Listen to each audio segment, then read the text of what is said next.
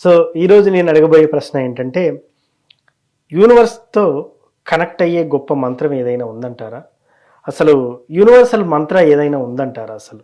Law of attraction అంటే only visualisation, affirmation రాయడం, చెప్పడం ఇంతవరకేనా?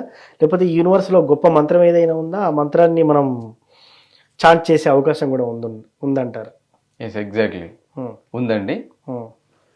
యూనివర్స్కి దగ్గర చేసే అసలు ఏ టెక్నిక్ తెలియకపోతే అసలు నాకేమీ రాదు సార్, హ్మ్. నాకు యూనివర్స్ అంటే ఏంటి తెలియదు. కొంతమందికి యూనివర్స్ అంటే తెలియదు కదా, హ్మ్.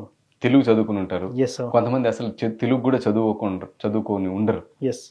ఇంటి దగ్గర ఉంటారు. ఫ్యామిలీ మెంబర్స్ ఎవరైనా మన హ్మ్. హౌస్ వైఫ్స్ ఇలాంటి వాళ్ళు, వాళ్ళకు కూడా ఈ నాలెడ్జ్ తెలుసుకోవాలంటది కదా. హ్మ్. వాళ్ళ కోసం ఈ వీడియో స్పెషల్ అన్నమాట. యెస్.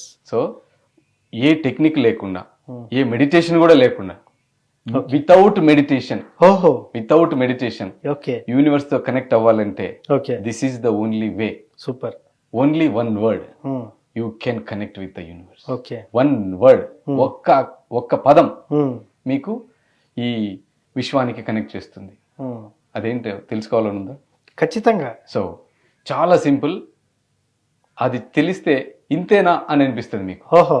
మీకు ప్రతిరోజు వింటూ ఉంటారు, హ్మ్. కానీ దాని ద్వారా యూనివర్స్తో కనెక్ట్ అవ్వచ్చు అనేది మీకు చాలా తక్కువ మందికి తెలిసి ఉంటుంది. ఓకే. ఆ వర్డ్ ఏంటంటే కృతజ్ఞత, హ్మ్. Thank you, yes. Gratitude. Yes.